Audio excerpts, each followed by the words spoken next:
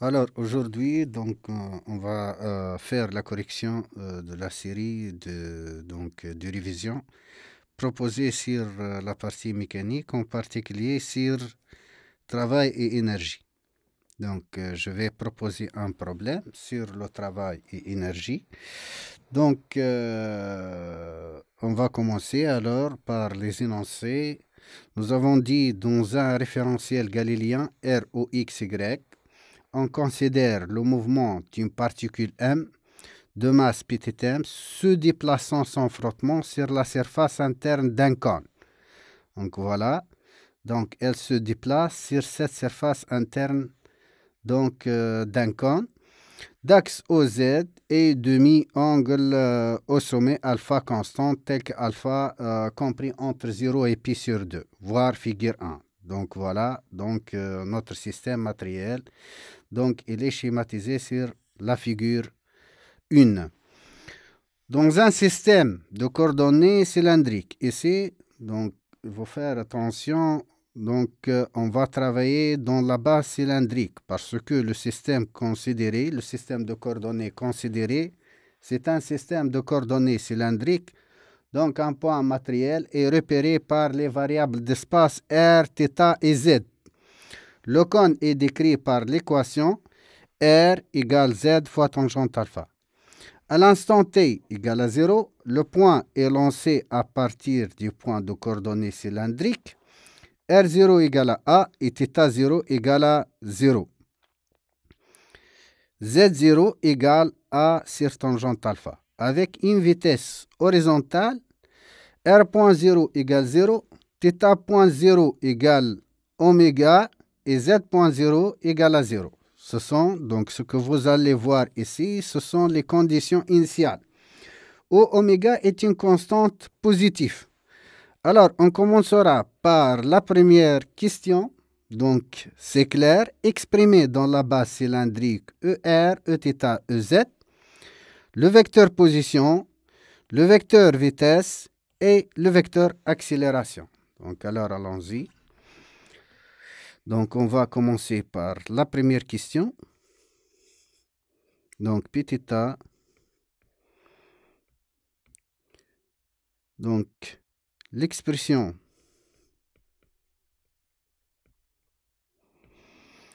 du vecteur position dans la base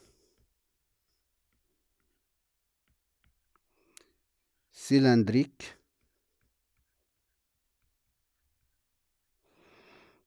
ER,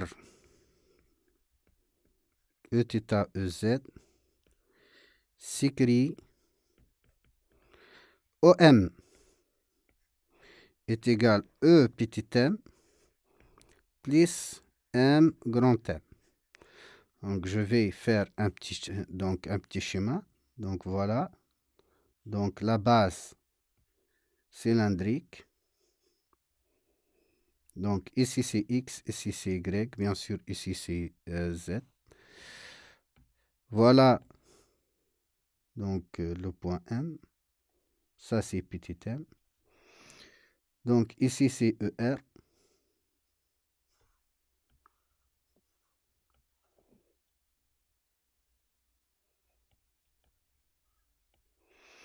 Et ici, c'est Z.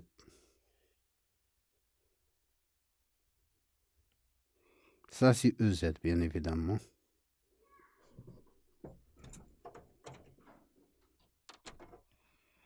Et cette distance, c'est R.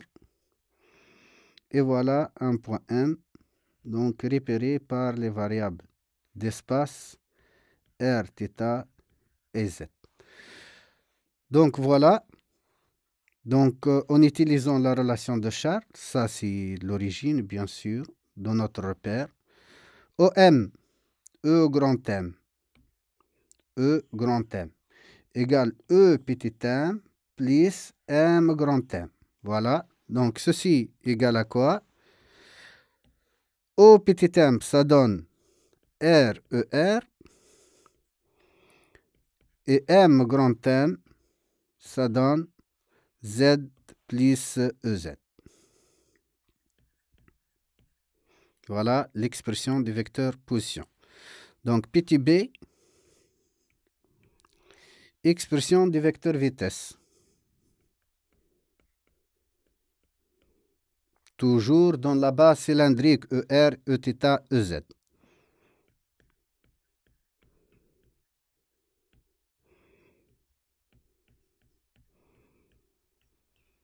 Alors, le vecteur vitesse se définit par Vn, c'est la dérivée du vecteur position par rapport au temps, bien sûr, dans un référentiel R galiléen. N'est autre que la dérivée sur dt, bien sûr par rapport à R, de la quantité R, ER, plus Z, EZ. Donc, ceci, ça donne dr sur dt fois ER, plus R, donc f rangé égale f prime fois g, plus g prime fois f.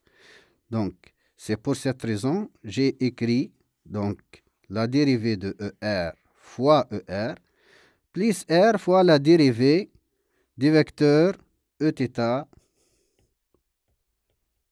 sur dt, donc plus z point, ou bien la dérivée de z sur dt, Ez plus z fois la dérivée de Ez sur dt. Alors, je développe la dérivée de R, donc la dérivée de R par rapport au temps, c'est R point, fois ER, plus R fois la dérivée de Eθ sur dt. Donc, le vecteur Eθ ne dépend pas de t. Donc, ici, il faut intercaler ici, donc, l'angle θ. Ça devient dérivée de ER. C'est la dérivée de Eθ, donc de ER.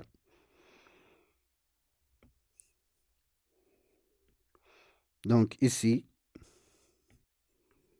c'est la dérivée de ER sur dθ fois dθ sur dt plus z point Ez plus 0 parce que donc Ez est fixe dans R, dans le référentiel R. Cette quantité donc se transforme en R point ER plus R θ point et la dérivée de ER sur dθ, donc n'est autre que le vecteur Eθ, plus Z point Ez. D'où V égale R point ER plus R θ point Eθ plus Z point Ez. Voilà l'expression du vecteur vitesse. Voilà. Et voilà l'expression du vecteur position. De la même façon, on va déterminer l'expression du vecteur accélération. Donc, l'expression du vecteur accélération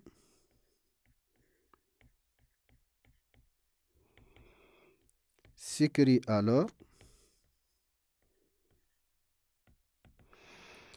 Donc, on définit le vecteur accélération A par la dérivée de V sur dt par rapport à R. C'est la dérivée du vecteur vitesse qui est donc elle-même la dérivée seconde du vecteur position sur dt carré par rapport à R. Donc, ceci est égal à quoi? Ceci, ça donne R2 point ER plus R point θ point, donc ER, plus R point θ point Eθ, plus R θ2 point Eθ, plus ou bien moins R θ point carré ER plus Z de point EZ.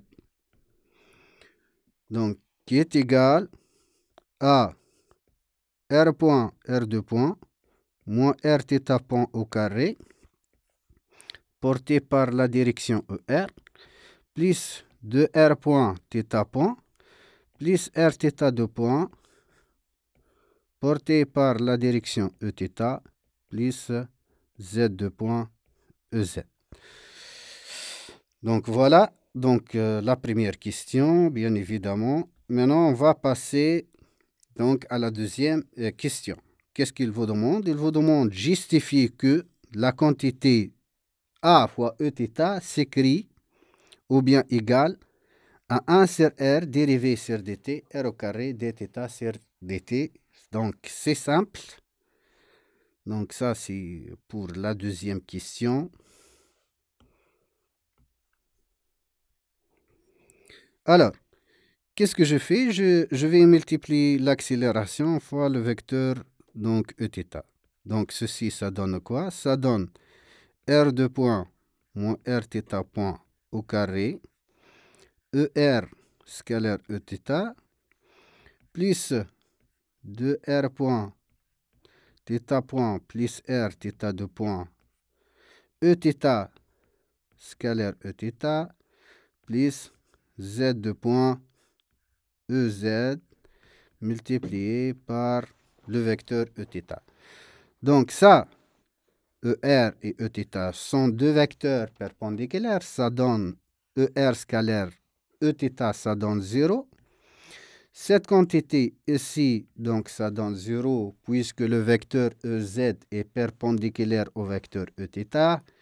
Et Eθ scalaire Eθ, ça donne l'unité.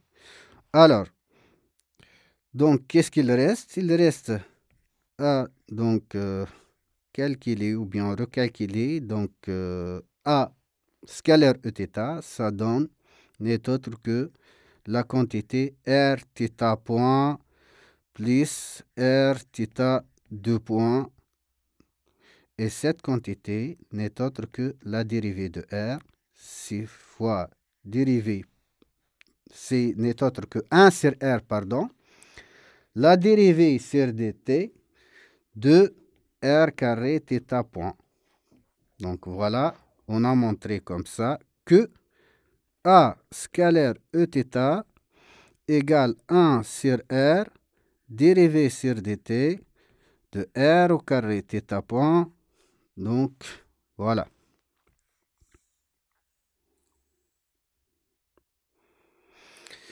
Maintenant, on va passer à l'exercice numéro 3.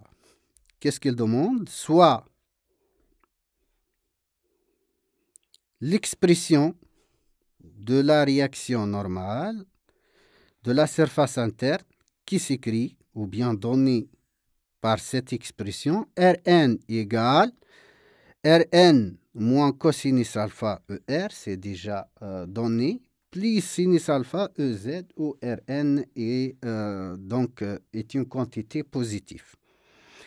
Alors, il vous demande d'écrire le principe fondamental de la dynamique appliquée au point M dans le référentiel R.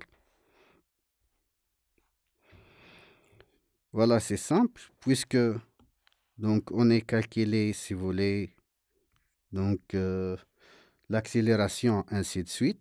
Maintenant, donc la première chose à faire, c'est il faut déterminer donc les bilans des forces. Alors, la question qui se pose, quelles sont les forces appliquées donc au point matériel M? Alors, donc force appliquée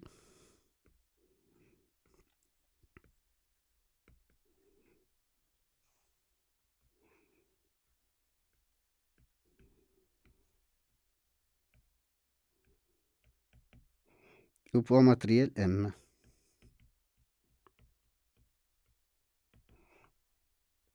Donc, on a le poids P et la réaction du plan.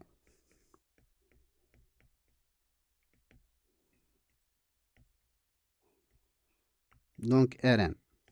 Voilà. Alors, le principe fondamental appliqué au point M,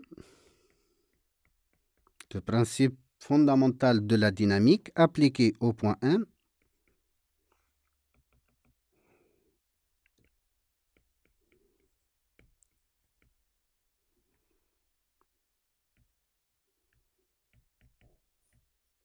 qu'est-ce qu'il donne? Ça donne la somme des forces appliquées égale M fois l'accélération. Alors, quelles sont les forces appliquées? Nous avons dit que P plus R égale M fois l'accélération. Donc, la projection de cette relation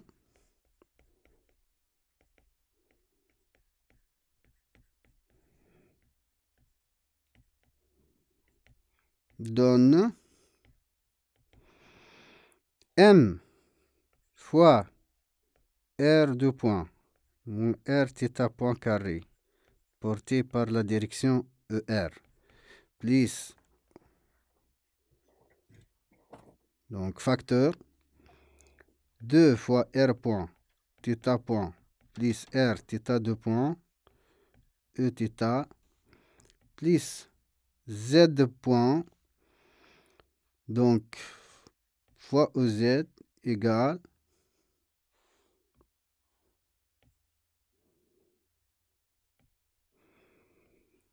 moins mg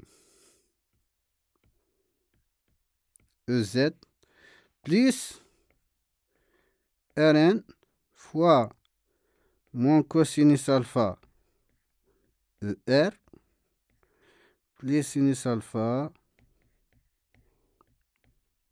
EZ. Donc la projection de cette relation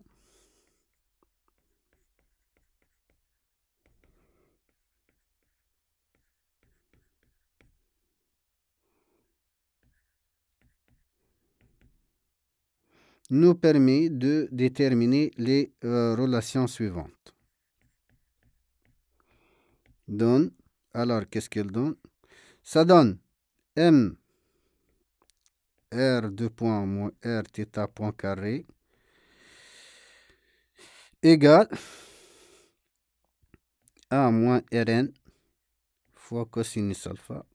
Donc ça, c'est la première relation. Donc en fait, cette relation, c'est par rapport au vecteur, donc vecteur ER. Donc deuxième relation, ça donne M 2 fois R θ point plus R θ de point qui est égal à M sur R, la dérivée sur dt de R carré θ point qui est égal encore à 0. Donc ça, c'est la deuxième relation par rapport donc, au vecteur Eθ, pardon. Et la troisième relation, ça donne mz de point égale moins mg, donc plus Rn fois sinus alpha.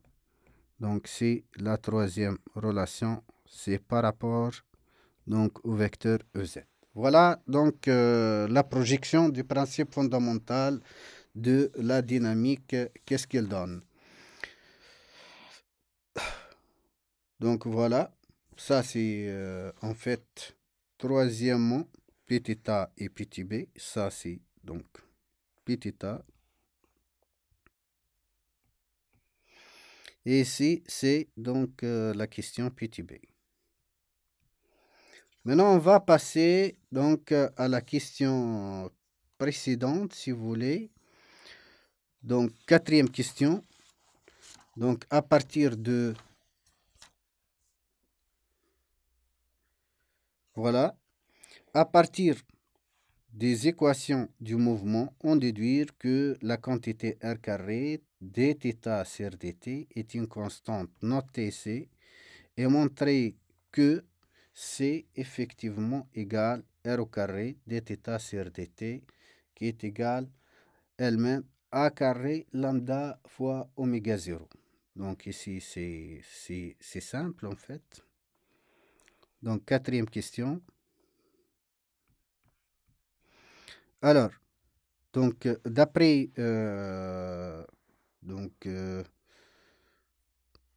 la question précédente, donc on essaie de montrer, c'est-à-dire d'après la relation in,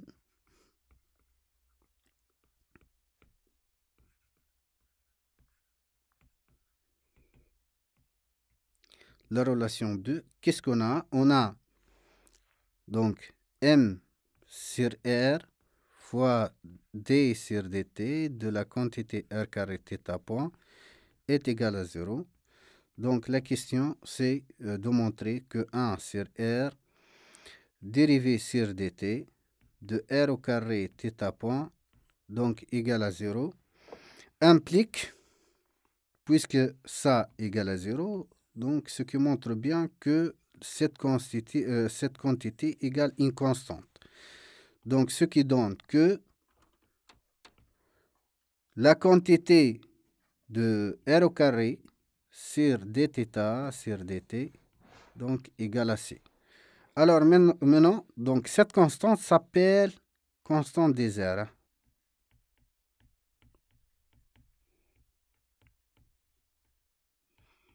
Constante des R. Donc voir chapitre force centrale.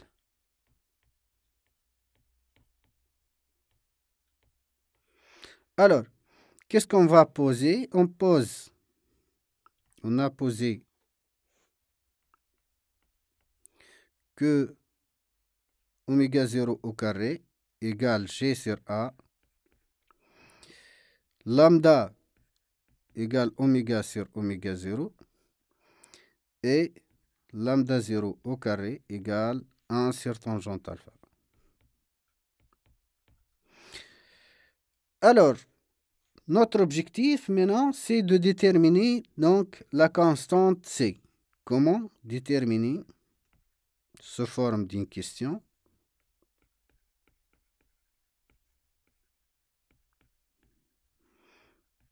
La constante C. Bien sûr, en se basant donc sur les conditions initiales, donc nous essayons de déterminer la constante C sans difficulté. À t égale 0, on a R0 est égal à A et θ point 0 égale à oméga. Alors, R au carré à t égale 0 fois θ point au carré à t égale à 0 égale à A au carré fois oméga. Et on sait que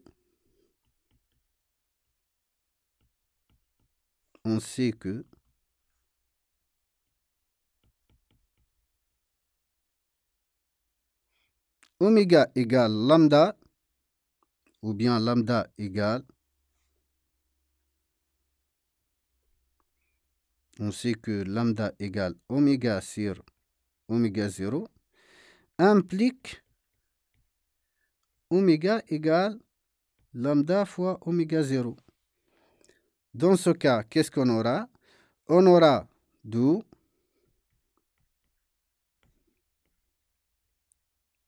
on aura C égale R carré dθ sur dt qui est égal à A carré fois oméga qui est égal à A carré fois lambda oméga 0. D'où donc la réponse sur cette question. Bien sûr, pour déterminer la constante des R, donc en se basant sur les conditions aux limites. On va passer maintenant à la question numéro 5. On va voir qu'est-ce qu'il demande pour la question numéro 5. Il vous demande de trouver l'expression de l'énergie cinétique du point matériel M, bien sûr, dans R en fonction des coordonnées et de leurs dérivés. Donc ici, donc, il est indiqué que l'énergie cinétique, elle est donnée par donc, leur dérivée. Alors, voilà la vitesse. Donc, elle s'écrit comme étant des dérivés de leurs coordonnées. Maintenant, nous essayons d'exprimer donc l'énergie cinétique des points matériels. Alors, c'est simple, l'énergie cinétique des points matériels,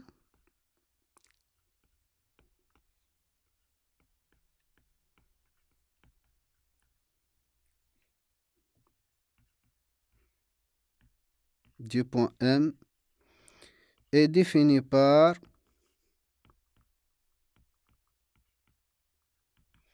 EC égale à quoi? N'est autre que 1 demi mv au carré.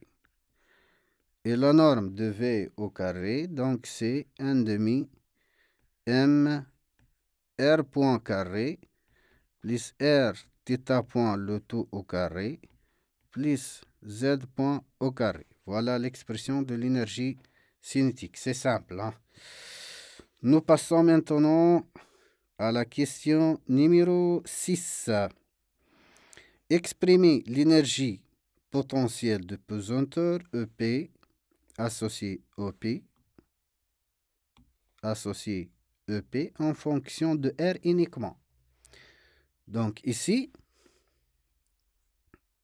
la question qui se pose, comment déterminer l'énergie potentielle? Alors, donc maintenant, l'idée c'est quoi? C'est de réfléchir donc un petit peu sur les forces conservatives. Donc, vous savez, ici, il faut déterminer les forces conservatives. Et vous savez que les forces conservatives, donc, ce sont des forces qui dérivent l'énergie potentielle. Alors, parmi les deux forces qu'on a, quelles sont, donc, ou bien quelle est la force conservative? Donc, il est simple. Le poids est une force conservative. Alors, le poids est une force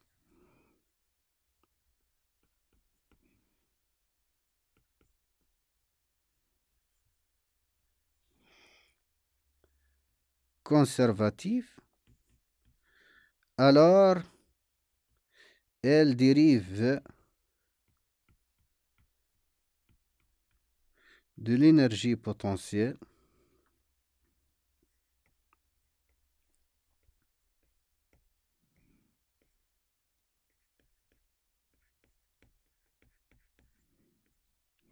par la relation suivante.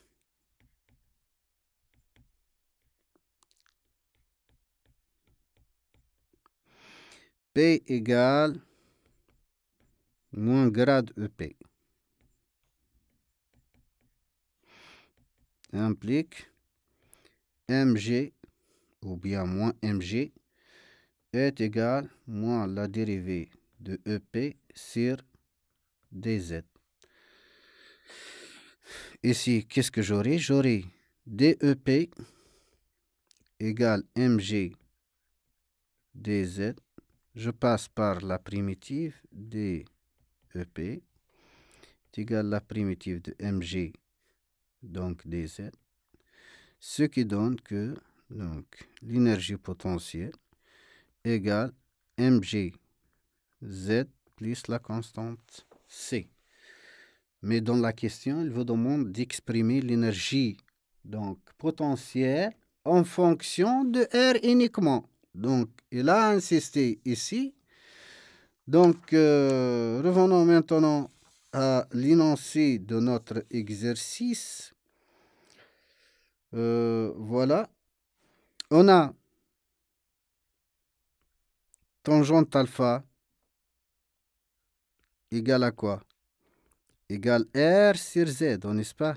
Implique Z égale R sur tangente alpha. Dans ce cas, j'aurai une énergie, dans ce cas, qui dépend de la variable R et qui s'écrit sous cette forme M fois G fois R sur tangente alpha, donc plus la constante C. Pour déterminer la constante C de la primitive, donc bien sûr on utilise, ou bien on a eu recours donc aux conditions initiales. Donc on utilise donc la condition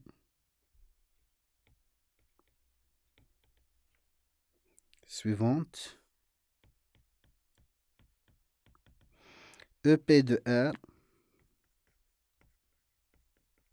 égale à 0 égale 0 plus C qui est égal à 0. Donc la constante est bien égale à 0. D'où j'aurai finalement EP de R égale mg fois R sur tangente alpha. Voilà l'expression de l'énergie potentielle. Alors, je vais donc continuer la réponse de cette question. Alors, septième question, que peut-on dire de l'énergie mécanique? La question numéro 7.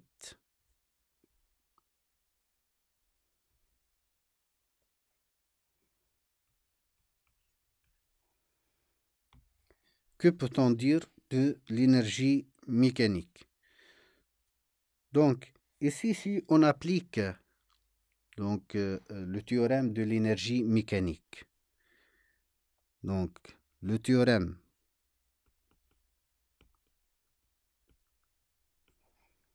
de l'énergie mécanique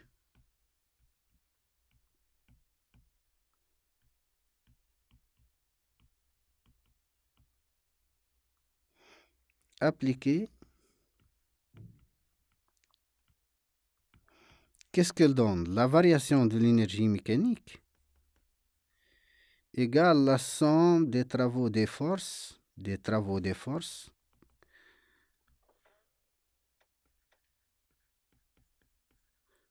non conservatifs ou bien dissipatifs. Or, qu'est-ce qu'on a? On a le poids est une force conservative.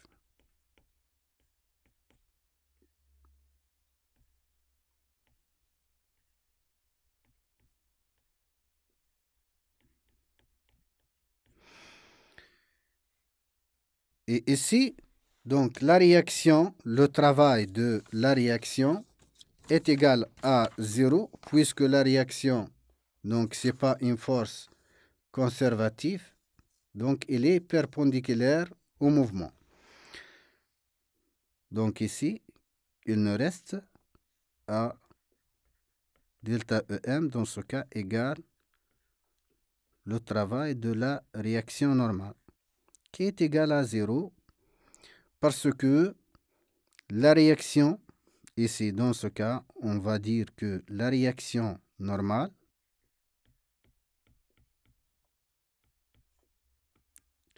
Rn ne travaille pas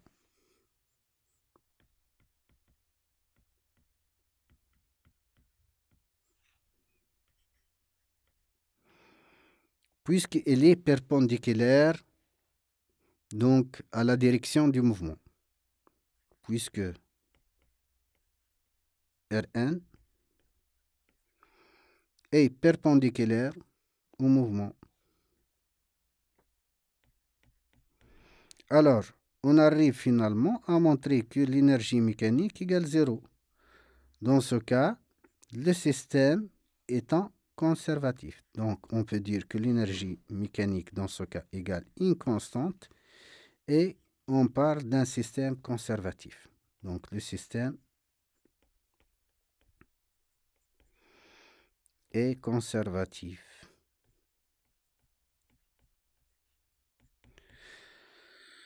Bien. Question numéro 8. Exprimer l'énergie mécanique et montrer que l'énergie mécanique peut s'écrire sous la forme suivante, sous cette forme. Donc, alors, ici c'est simple.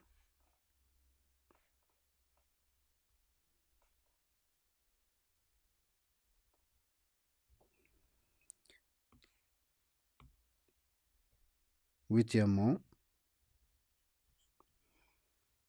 l'expression de l'énergie mécanique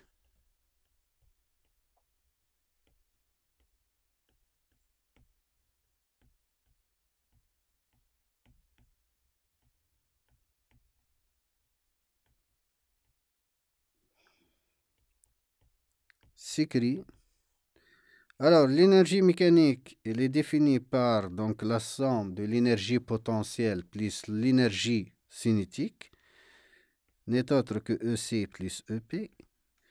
Donc, EC, nous avons dit qu'elle est égale à 1 demi V au carré, qui est égal à 1 demi R point au carré, plus R θ point au carré, plus Z point au carré, plus l'énergie potentielle n'est autre que mg fois R sur tangente alpha.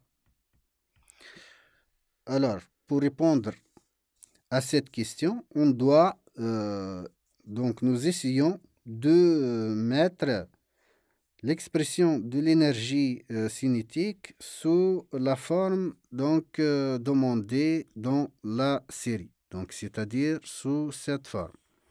On va prouver que l'énergie mécanique elle est donnée par la relation 1 demi m dérivée sur dt au carré plus 1 facteur 1 pardon plus lambda 0 à la puissance 4 plus ma carré oméga 0 fois 1 demi a carré lambda carré r au carré plus lambda 0 au carré r sur a. Alors, en se basant sur donc, les énoncés de l'exercice, donc, vous allez voir que ça sera très facile d'exprimer l'énergie mécanique sous cette forme. Donc, on a oméga 0 au carré n'est autre que G sur A et lambda 0 au carré égale 1 sur tangente alpha. Donc, voilà. Qu'est-ce qu'on a encore? Et R au carré, θ point au carré, égale à lambda A carré lambda 0, implique θ point au carré égale à A carré lambda oméga 0 qu'on divise par le R au carré. Z égale R tangente alpha implique que Z point égale R point sur tangente alpha. Alors, dans ce cas, qu'est-ce qu'on aura? On aura donc EM égale 1 demi M, 1 demi M, pardon, 1 demi M fois R point au carré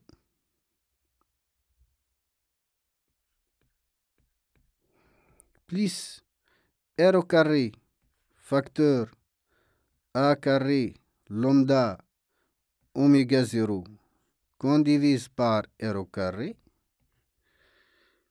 le tout au carré, plus R point au carré sur tangente carré alpha, plus M fois G, donc R sur tangente alpha. Donc ceci égale à quoi? Ceci égale à 1 demi M R point au carré, facteur 1 bien sûr, plus 1 sur tangente carré alpha, plus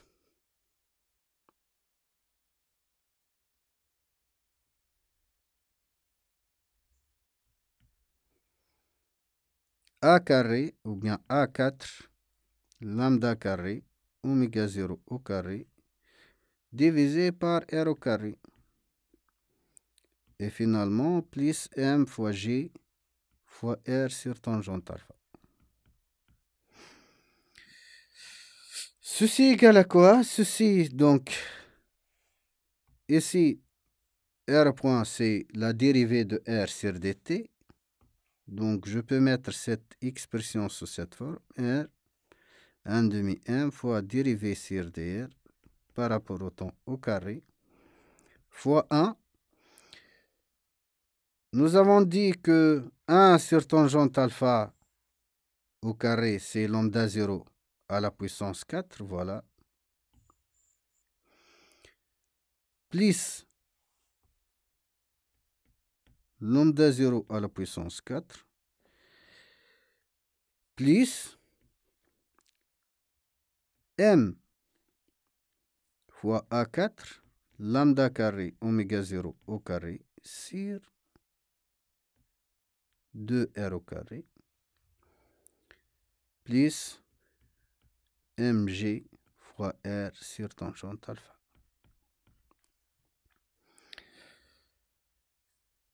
Alors, dans ce cas, EM égale 1 demi dr sur dt carré fois 1 plus lambda 0 à la puissance 4 plus m fois a carré oméga 0 au carré facteur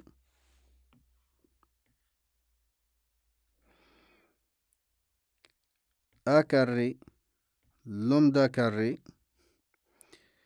sur 2r au carré plus, donc ici je dois transformer G, pardon, donc je dois transformer, avant tout ça, je dois transformer la quantité suivante.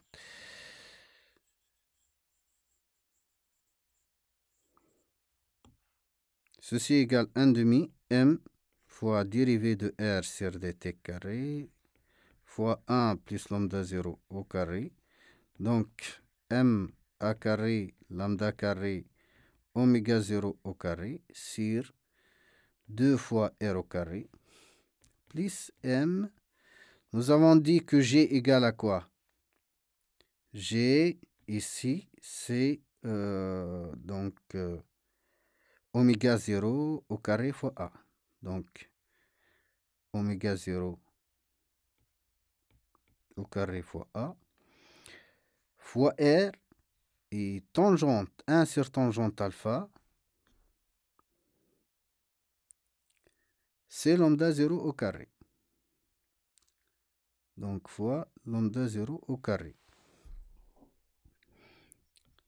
L'énergie mécanique s'écrit 1 demi dérivée sur dr sur dt au carré fois 1 plus lambda 0 au carré. Et maintenant, je peux mettre en facteur ma au carré, donc fois oméga 0 au carré, facteur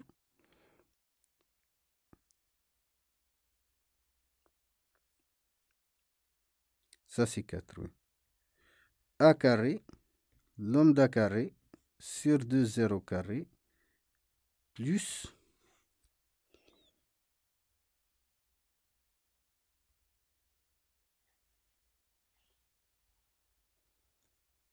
lambda 0 au carré, fois R sur A. Donc finalement,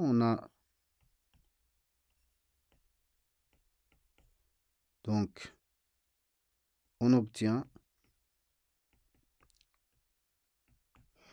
l'expression de l'énergie mécanique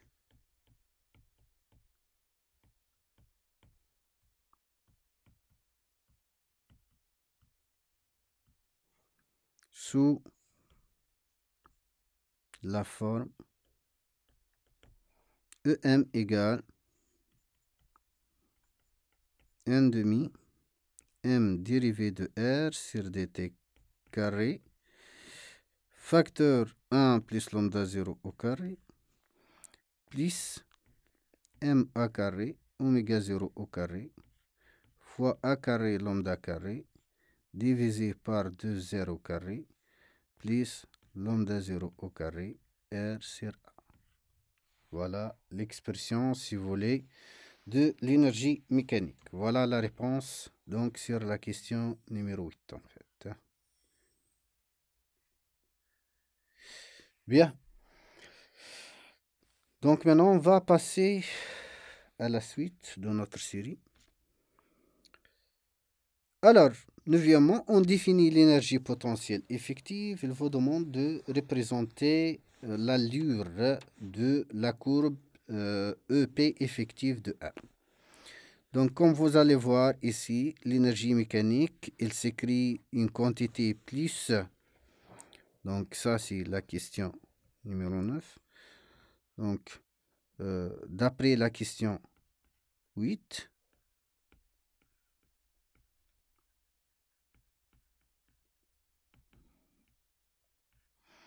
on a montré que l'énergie mécanique, il s'écrit 1 demi m fois la dérivée de R sur dt carré multiplié facteur 1 plus lambda 0, donc à la puissance 4. Ça, c'est la puissance 4. Voilà. Plus EP effectif. EP effectif de R. Ou EP effectif de R est égal à M A carré oméga 0 au carré fois A carré lambda carré qu'on divise par 2 0 carré plus lambda 0 carré fois R sur A. Donc, notre question, ici, c'est une quantité positive. Donc, notre question, c'est de tracer la courbe associée à l'énergie potentielle effective. Donc, ici, on va étudier les limites au bord. Donc, alors, je dois calculer la limite lorsque R tend vers 0 de EP effectif de R, donc est égal à plus l'infini. Et la limite lorsque R tend vers plus l'infini de EP effectif, donc ici c'est plus l'infini. Alors, donc je dois montrer réellement que EP effectif donc admet un minimum que l'on calculera. Donc, pour cette raison, je vais faire la dérivée de EP effective par rapport à R est égal à 0. Implique 1 demi fois A carré lambda carré sur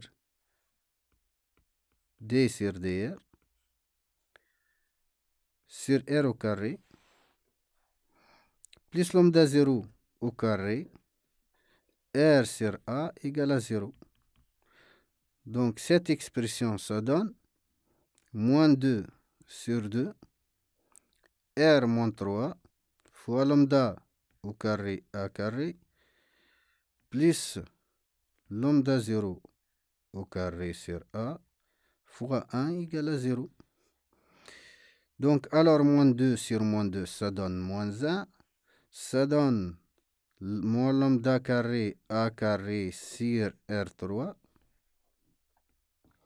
qui est égal plus lambda 0 carré sur A égale à 0. Implique R3 égale à quoi? Égale lambda carré A carré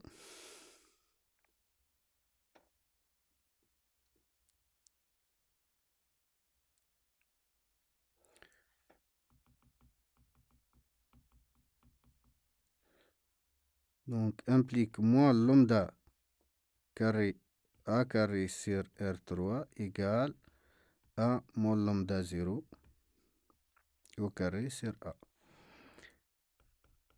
Ceci, ça donne.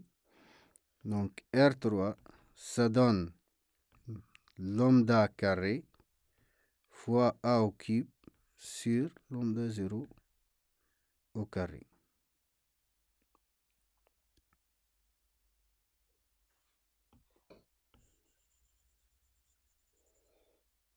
Donc, ça donne lambda au carré A au carré qui est égal à R3 fois lambda 0 au carré sur A implique R3 égale lambda carré A3 sur lambda 0 au carré implique R égale lambda carré A3 sur lambda 0 au carré. Donc le tout à la puissance entière.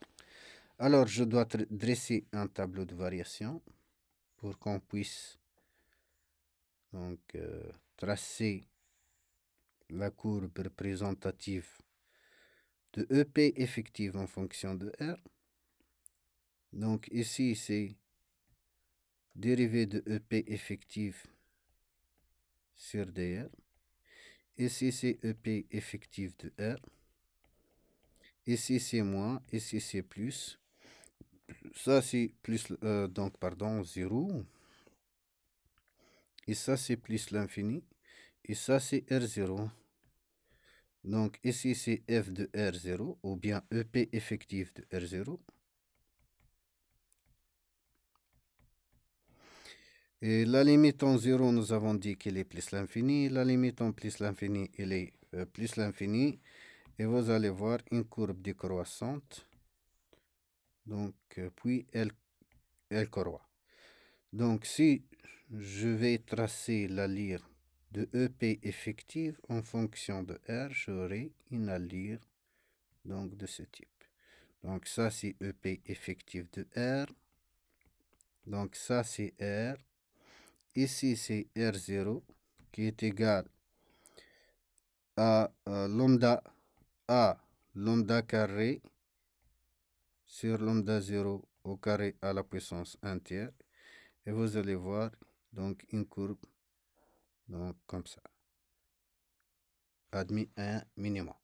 Alors, merci pour votre attention. On a fini donc la correction de ce problème et donc la correction de la série de révision concernant la partie mécanique du point matériel. Merci pour votre attention.